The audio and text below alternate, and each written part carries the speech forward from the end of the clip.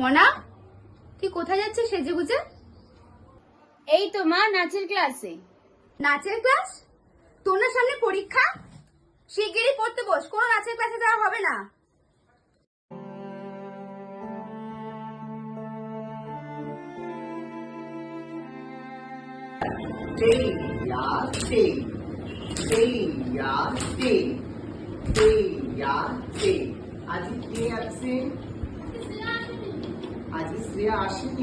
শ্রেয়া এলো না কেন, যাই একবার গিয়ে দেখে আসি।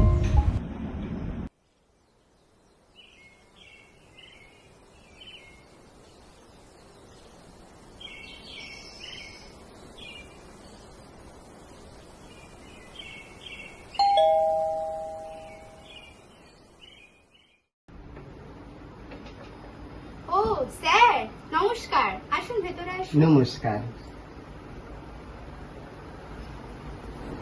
আরে শ্রেয়া, হ্যাঁ স্যার, বলুন। আজকে শ্রেয়া ক্লাসে এলো না কেন? আসলে স্যার, ওর তো পরীক্ষা সামনে, তাই ওকে পাঠাইনি।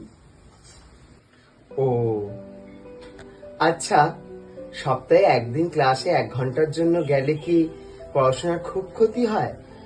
আজকাল জেনারেশনের হিসাবে আমার ঠিক জানা ছিল না। সেরকম কিছু নয় স্যার, ওই আর কি। আসলে কি বলুন তো, পড়াশোনাটাও যেরকম একটি গুরুত্বপূর্ণ অংশ, নাচটিও সেরকম একটি গুরুত্বপূর্ণ অংশ। কোনোটার জন্য কোনোটা যে ক্ষতি হবে সেরকম কিন্তু ঠিক নয়। এখনকার জেনারেশনের একটি চল হয়েছে যে নাচ করলে পড়াশোনায় ক্ষতি হয়, ঠিক তেমন কিন্তু নয়। এখনকার বড় বড় ডক্টররাও সাজেস্ট করে যে ডান্স করলে পরে বাচ্চাদের মনের বিকাশ বৃদ্ধি পায়। তো সুতরাং আপনি বুঝবেন আশা করি। আজ তবে আসি, নমস্কার।